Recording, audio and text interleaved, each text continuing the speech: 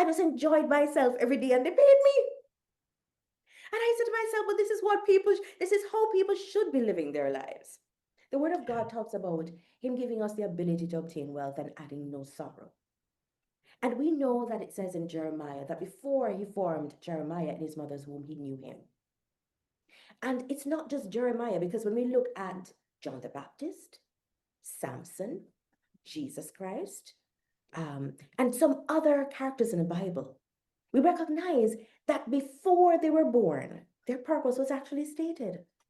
So it's not just Jeremiah. So before you were born, Kerry, God knew you, and he actually, you think about it. Do we make anything before knowing the purpose of which we're making it? San Diego 911 emergency. You need to come right away. There's a man with a gun and it's loaded. Receiving emergency signal from 4 George 1141. Got a white female down. We need paramedics closely. All available units roll code that way.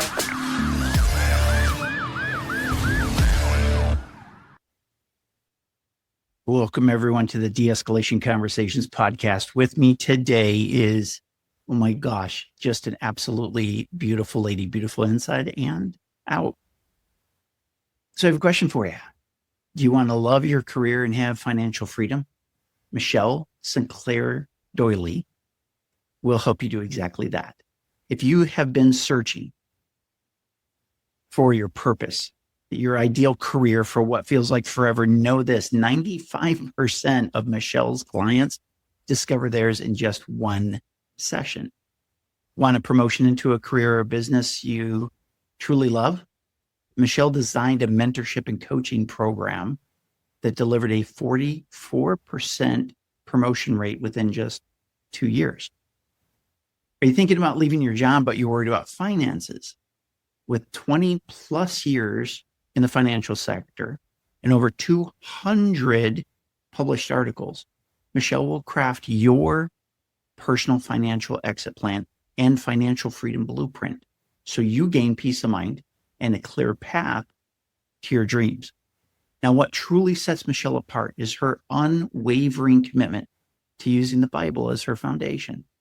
If you're ready to enjoy earning your way to financial freedom without wasting time, money, or potential, Michelle is the guide that you've been looking for. Now, I met Michelle, probably over a year ago now. And as I've interacted with her over time, I can truly say she's one of my favorite people that I've ever met. She has such an easy flowing spirit, just a true heart of gold, which is ironic since we're talking finances. Yeah, it works really well to have a heart of gold when you're talking finances. And of any of the guests that I've interviewed on this podcast, Michelle brings a really unique perspective to things that help faith-based entrepreneurs. And if you're someone who's thinking about getting into business, or you have a business, you have a kind of a side hustle, you're looking at retiring, going into your next thing, you're leaving your current job, or you're looking to promote within your job, Michelle has got these bases covered. So you're in the right place. Michelle, welcome to the show. Thank you so much, Kerry. And thank you. I love your giving name, Joe. You are such a wonderful human being. And I thank you for being a part of the Purpose to Prosperity Summit. I sneak peeked your video to a friend of mine, and she said, I love it. So there we go. That's awesome. I truly appreciate that. I appreciate that. Now, folks, so what's happening is Michelle put together this summit. She searched and she found, present company excluded, some amazing speakers. No, present company included. I appreciate that. And what's really cool is that you're going to be able to learn today in this episode, and it's down in the show notes down below, how you can access this summit that she's put together. And this summit launches right now, basically. It's, by the time you're seeing this episode, is probably running. So don't waste any time. In fact, even if you need to pause this video right now and or audio, if you're listening to this on audio, go into the show notes right now and get signed up for this summit. Do that and then come back and continue to listen because you don't want to miss this summit. Michelle, I'd like to, if it's okay, can we start off with talking about the summit just a little bit? Kind of tell everybody what it's about and what they're going to get out of it, and then we can take a step back and find out about how it all came about and those kind of background information pieces. Absolutely. So the summit is for the person who you are feeling this tug in your heart, or maybe it's a rage. For some people it's a rage, some people it's a tug, that what you're doing in terms of career is not what God created you to be doing.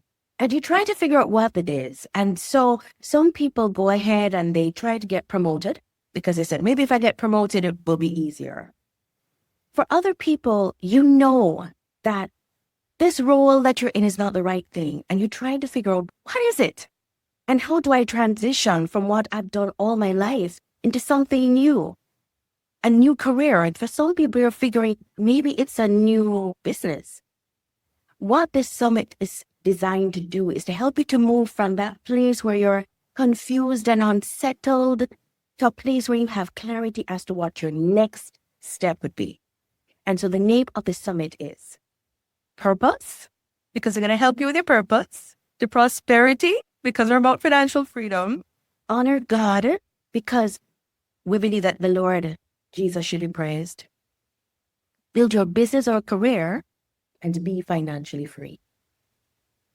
So this summit is going to change lives. I've been doing so many fantastic interviews. Kerry is one of them. We also have some other awesome speakers. We have Dr. Stan Breakthrough Harris, some other awesome people who are just pouring in so much. When I sit and I just listen, I'm listening to these interviews, right? I've done them, but now I'm listening to them. And so now I can feast on them. I go, oh, this is powerful. And so for the person who is saying, I'm not too sure what I should be doing, this is what you need to jump into. And it's free of cost to jump in. So you have nothing to lose. But what you do have to consider is if you don't attend, will you continue to stay in the same state that you're in? This doesn't equate to really living a purposeful and joy-filled life. So I would say jump in and check it out. It's going to be awesome. Purpose to prosperity. I love it. I love it. So as you were looking at creating the summit, what was it that led you to do this for people? Okay, so then I have to tell you a story then. Love stories. So many years ago, I was in a career that I did extremely well at. As a matter of fact, if you look behind me, you'll see some awards and stuff. And I was doing it, and there's some in front of me too, right? But I was doing extremely well, but I hated the job. And every day I went in, I felt as though another piece of me was dying. And for years, I was trying to figure out what is it that I wanted to do with my life. But then because I didn't know, I just knew what I didn't want. And so there was no promotion that looked appropriate, etc. So I remained stuck there for 9 years. It's a long time to be stuck in something you don't like. And then I finally identified my purpose in life. And when I did, it set me free, Kerry. So I didn't create just, first of all, I worked for an organization that said, hey, Michelle, you write your job description, you get it to do. What a wonderful thing, huh? That's a very unusual thing that somebody offers you. And I was able to get promoted not once, but 3 times within the next 9 years after that. So 9 years, no promotion, not moving. I identify my purpose and always making purposeful moves. I rewrote my job description 3 times. Wow. And I literally stopped working, Kerry. I didn't work. I just enjoyed myself every day and they paid me. I said to myself, this is how people should be living their lives. The Word of God talks about Him giving us the ability to obtain wealth and adding no sorrow.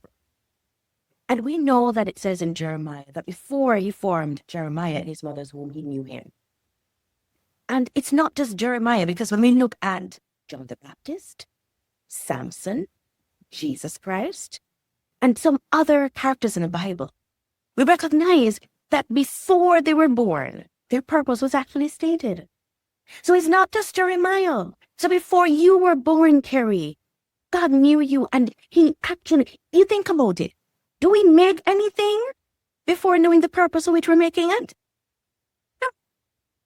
We don't make something and then say, okay, let's try to figure out what to use it for now. No. So God created people twice. Once in his mind, and then he said, "Whoa, wow, you curse, this is good. And so let me bring this person to the earth." And it's because I see so many professionals stuck, unhappy, sick, like I was. I don't want that anymore for people. But additionally, I recognize that for Christians, when we want greater self-development, we go into courses, and very often we're uncomfortable because then they start talking about God, the universe, whatever you call it, and we're not comfortable in that environment many times. And so I wanted to create an environment where Christian people would hear the word of God be used in the transformation, and where they could relax because they don't have to be protecting their eye gate and ear gate and every other gate. So that's why this conference or this summit was created. It was created for you, the believer who wants to move, who wants something that makes you feel alive every day when you wake up to do your work, which God called you to do. That it goes right along with the old adage of find something that you love to do and you'll never work another day in your life. That saying. Yes, it does. It does. I believe it wholeheartedly. I was thinking about it today, and when I just started working in financial education, which is one of the roles that I had created based on my purpose, I remember I would try to find extra things to do to me. Because it was so easy. It was so weird. It was so easy because I was enjoying that. I said, it has to be harder than this. But no, it doesn't have to be. Not that you won't have some amount of difficulties, not that you won't have some stress, but the way you feel is so different. Because you're a fish in water. You swim. Yeah. One of the things that I've struggled with is as I look at which direction to go in life. And oftentimes I've been blessed. I've done a lot of different things in my life, from being in the Navy on submarines to being a firefighter to being a police officer, an EMT. And I've done a lot of different things. And as I've looked at different opportunities that have come up, how do you recommend distinguishing between fear and when God is leading, when you're considering some major life change? I'll give you a quick example. When I was a firefighter, there was a lot of conflict at the firehouse. I was with my second department. It was out in California, and it was a completely different world than it had been when I was a firefighter in South Carolina. Completely different. And I did not like the environment at all. I truly felt that if I couldn't experience a major shift, that I was going to leave the fire service, which is ultimately what happened.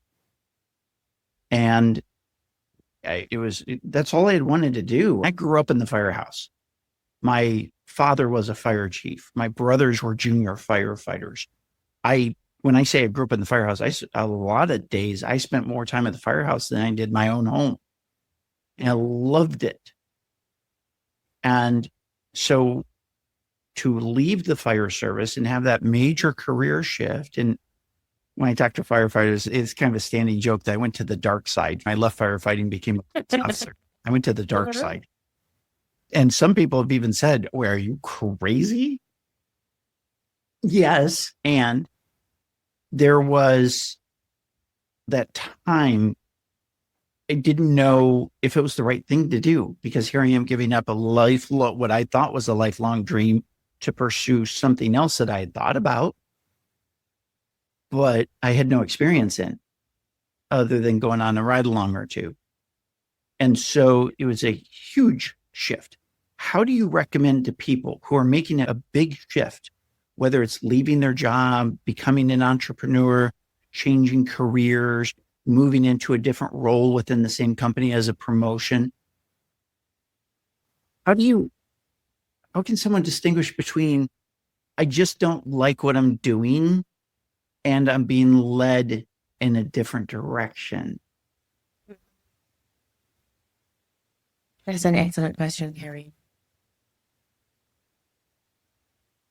All right, so one of the things is you need to distinguish between whether it is the environment in which you are currently that is causing the problem, or whether it is what you do that you are dissatisfied with. If it is the environment, then the Lord may be calling you to move from that environment, but let us say that there is fulfillment in what you're doing. You may be called to do what you're doing somewhere else.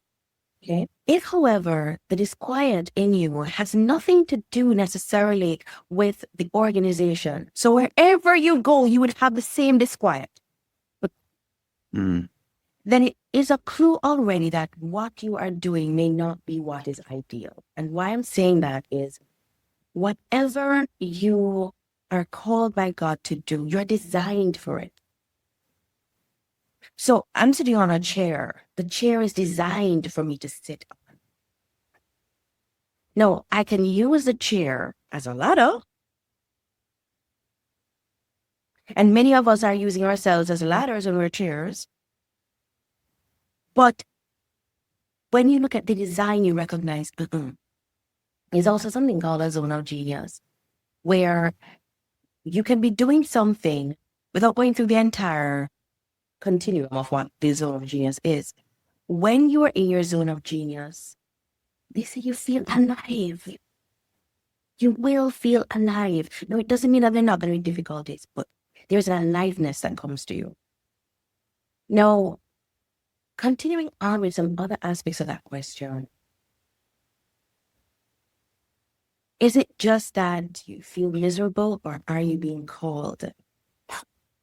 One of the things I like to do is I like to pray about everything, and I ask the Lord for signs. And I'm a fleece test girl.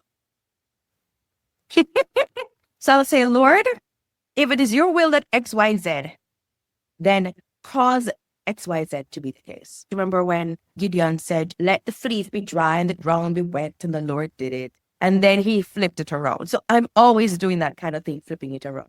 And some persons will say, but that is Old Testament. I will say that is a practical way. The Lord always wants us to be in obedience to him. And so he will tell us. And so if it is one of the things that you're using, right? And he wants you to know what you're supposed to do, he can use that as one of the means. Sometimes he will also give you, sometimes it comes in our dreams. I'll tell you what happened with me when the Lord was telling me to leave my job. Now, this was a job I love now, okay? Because remember, I left the one that I didn't like, created a career I loved, and now the Lord is saying to me, okay, it's time to step. And I was not comfortable with it at all. At all. And I've been praying. And you know what happened? One night, the Lord gave my husband this dream. So the following morning, he comes and he says, oh, Michelle, I have to tell you about this dream. And you left the company. And then I said, and let me tell you what happened after that. And I told him, and he said, what? How did you know? I said, because I got the same dream. The Lord, yes. And my husband and I are so different, okay? He's a very practical guy, and I'm the woman who, oh, idea. And for him to give us the same dream was very telling. And then another time, sometimes you'll find that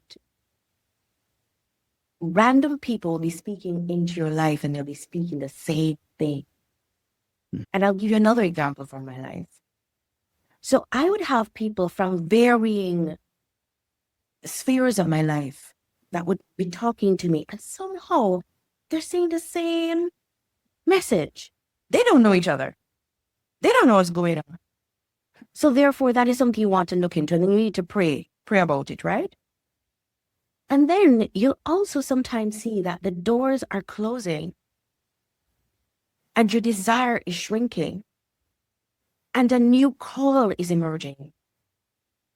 So what I found for me is that I started thinking more and more about this business I was going to be creating and this summit that I wanted to create and all of these things, all of these dreams that would have required me leaving. And at the same time, doors were closing. Some people would say, oh, somebody's working against me and whatever. No. The Lord was just saying, hey, it's time to go. And so these are some of the things that I'd ask you to look. But normally moving from one thing that you're so comfortable with into another is normally something scary because you've never been there before. Right? It's like when Moses was at the Red Sea.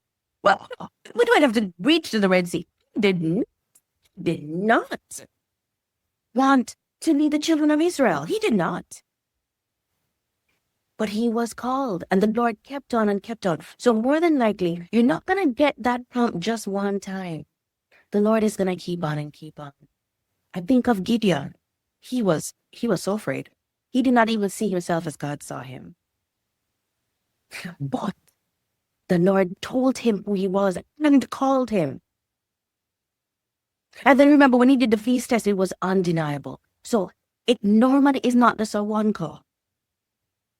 With Samuel, his name was called how many times? 3. Yes, it was in one night, but it's still 3. It's not normally one call.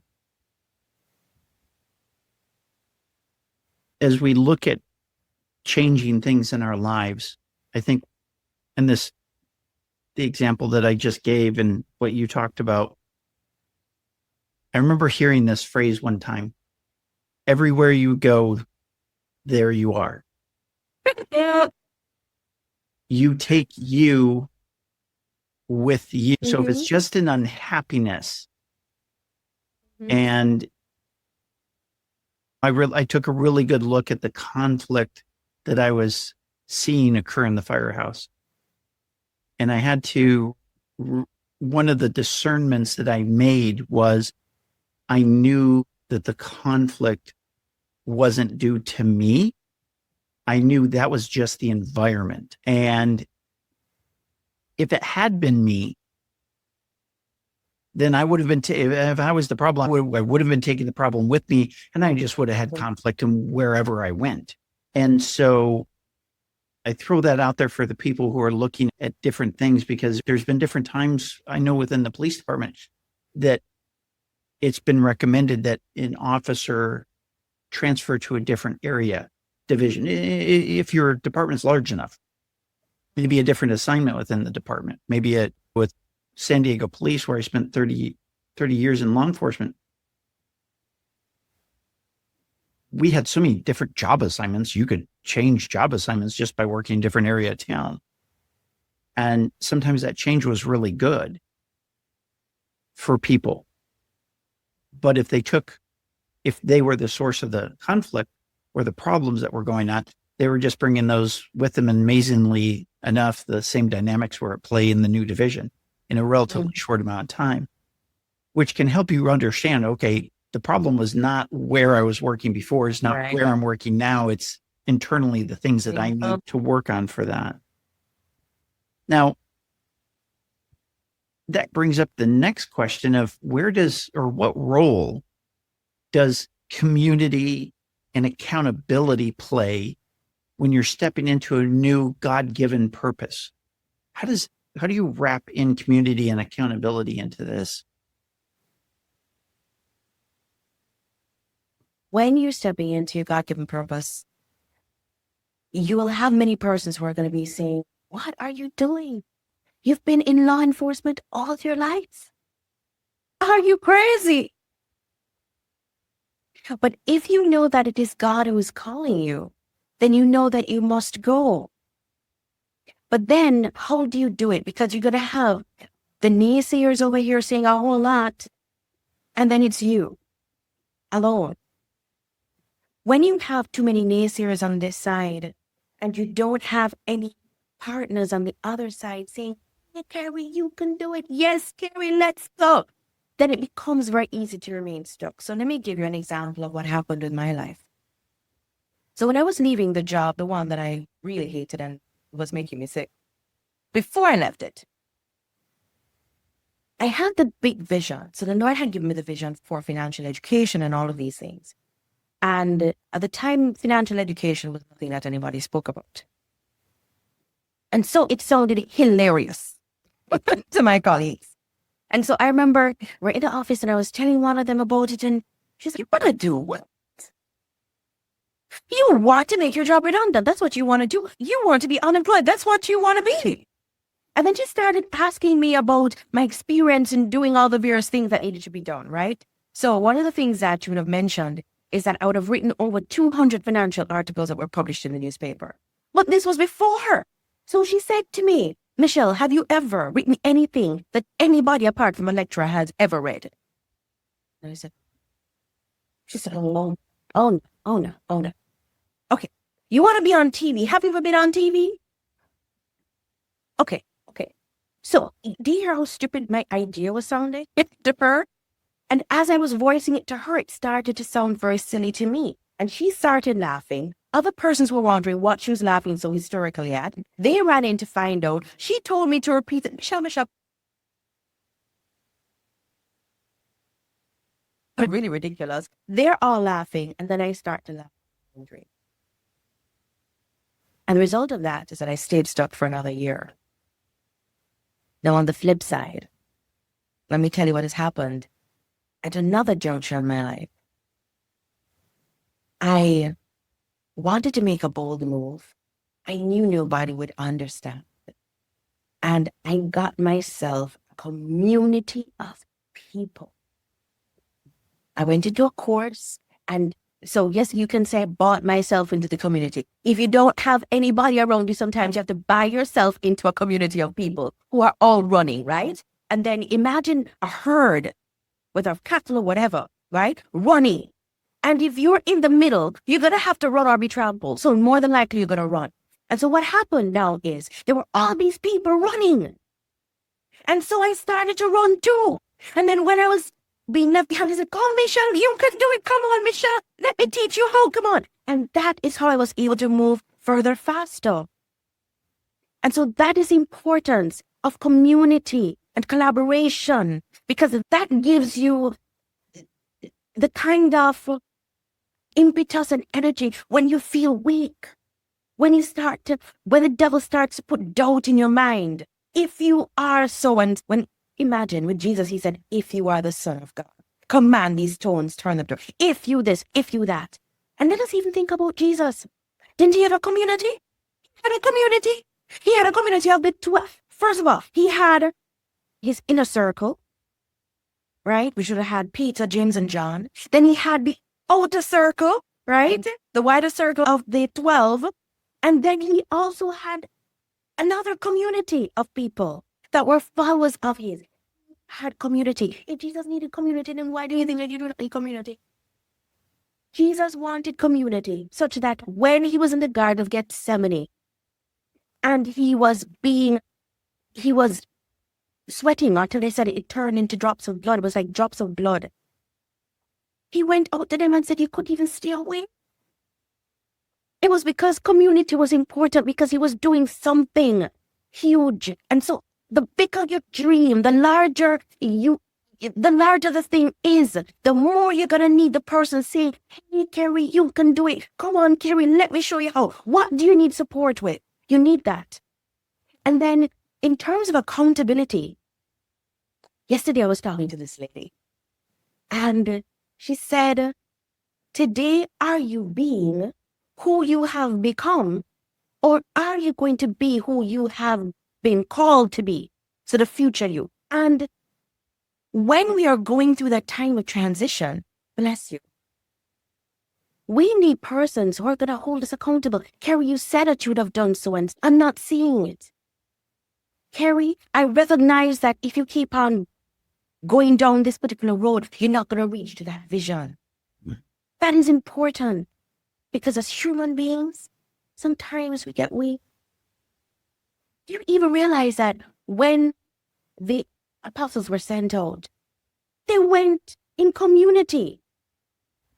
They were never ever sent out by themselves. So why do we figure that we're going to have big things to do for the Lord, right? Whether it is in church or he has placed us as workplace ministers, because I believe that Christians are workplace ministers if you're not called to the pulpit, right? Why do you think you can do it by yourself? Whatever big vision God has given you, you can't do it by yourself. And that's one of the reasons he also says, do not forsake fellowship. So there's a song that says, I need you, you need me.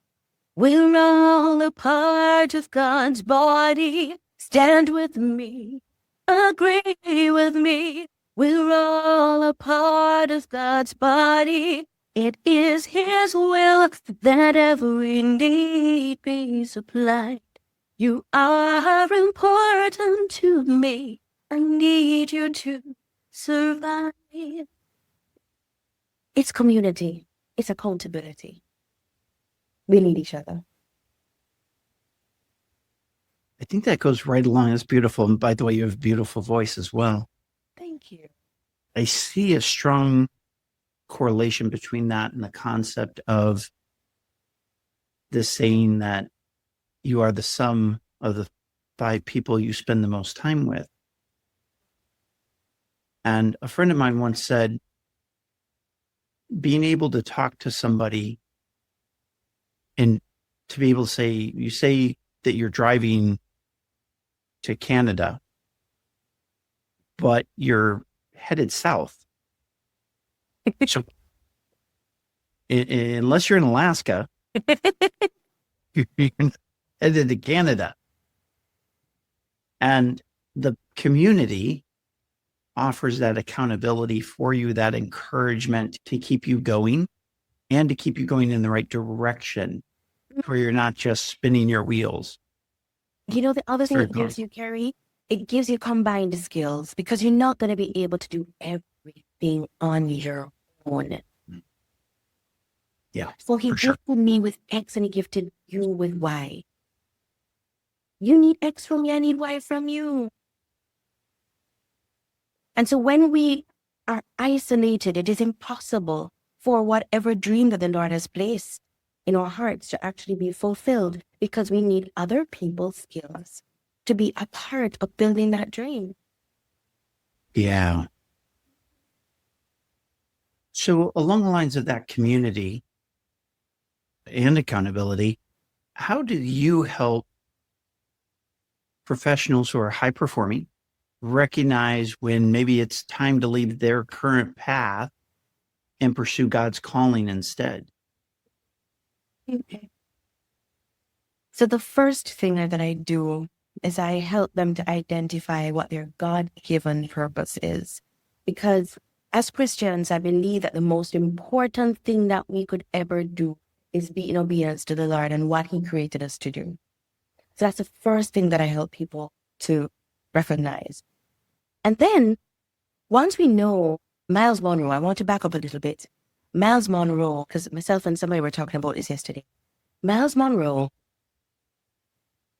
put it in a beautiful way.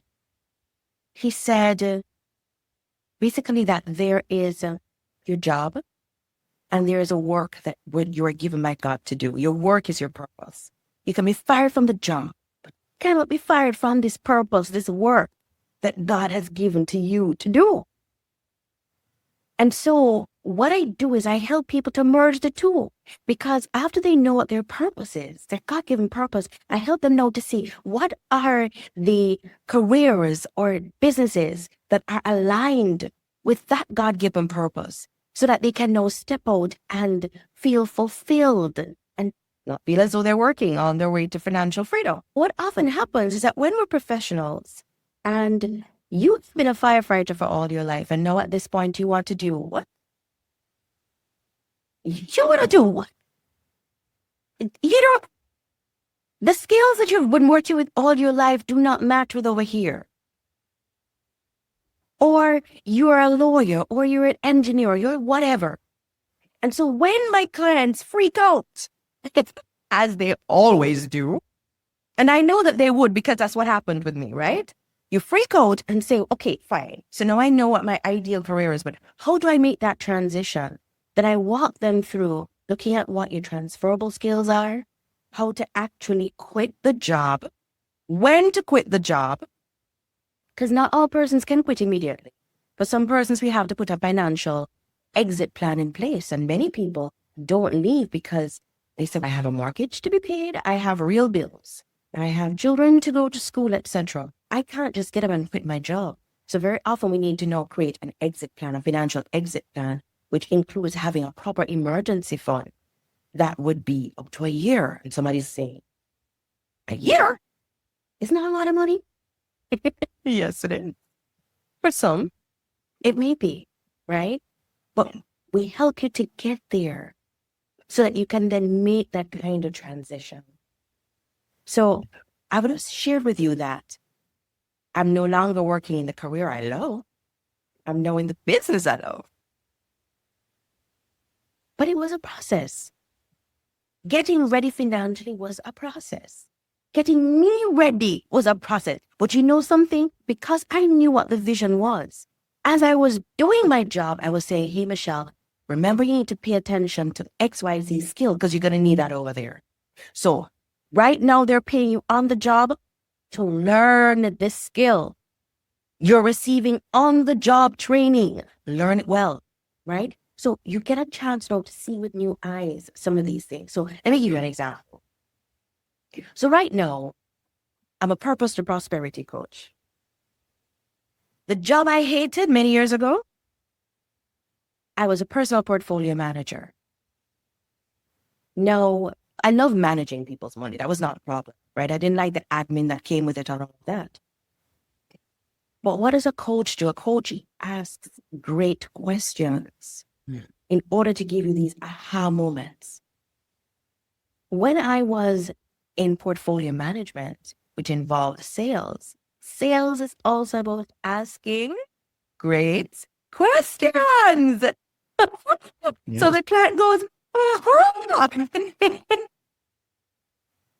and so I recognized that since I wanted to be a coach over here, and since I was in sales over here, get excellent at asking these questions. So I help people, therefore, to know what is it that you need to become excellent.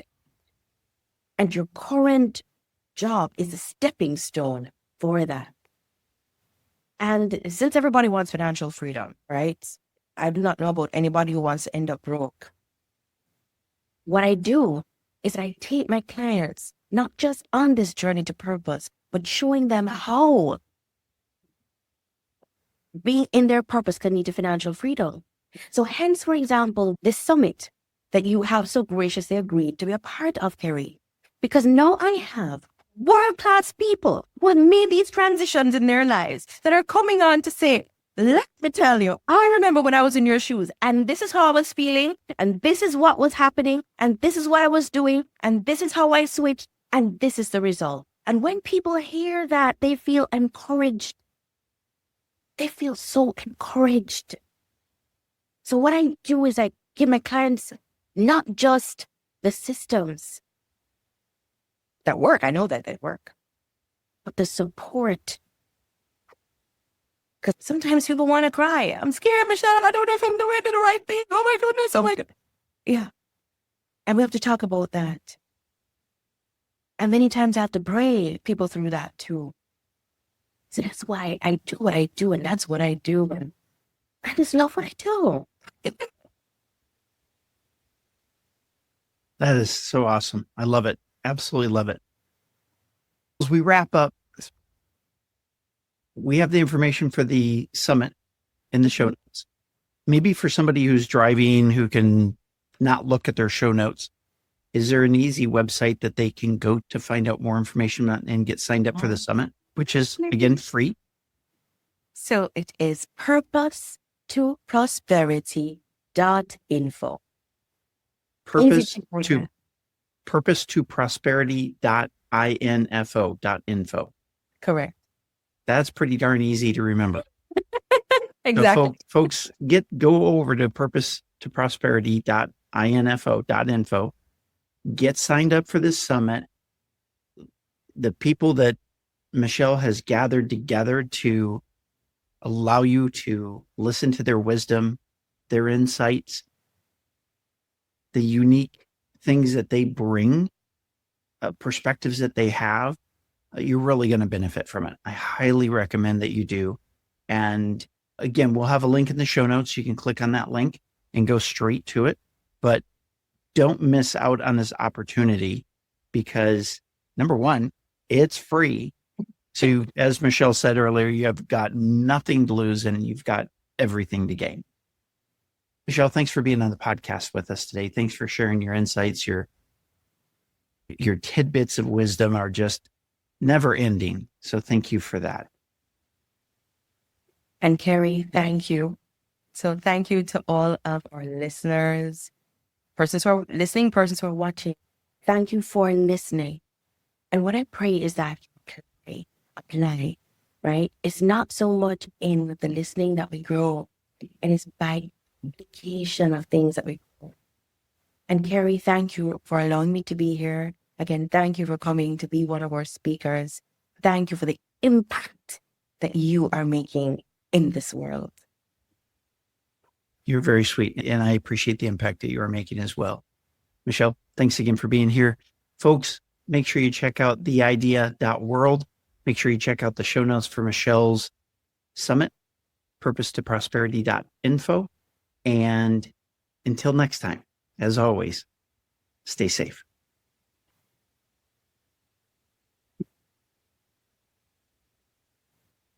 You found a lot of great value in this episode of the De-Escalation Conversations podcast.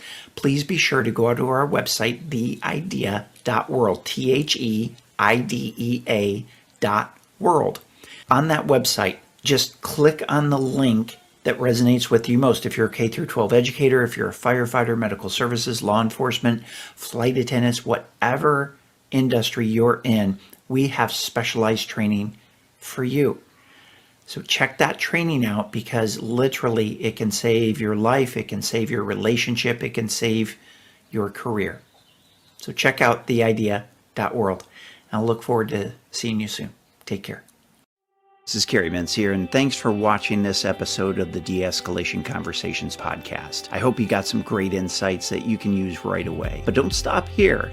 Click that video link above and keep the momentum going with another powerful episode. And hey, if you haven't already, please hit that like button and the subscribe bell so you never miss an episode. New strategies, new stories, and new ways to connect coming your way every week. See you in the next episode.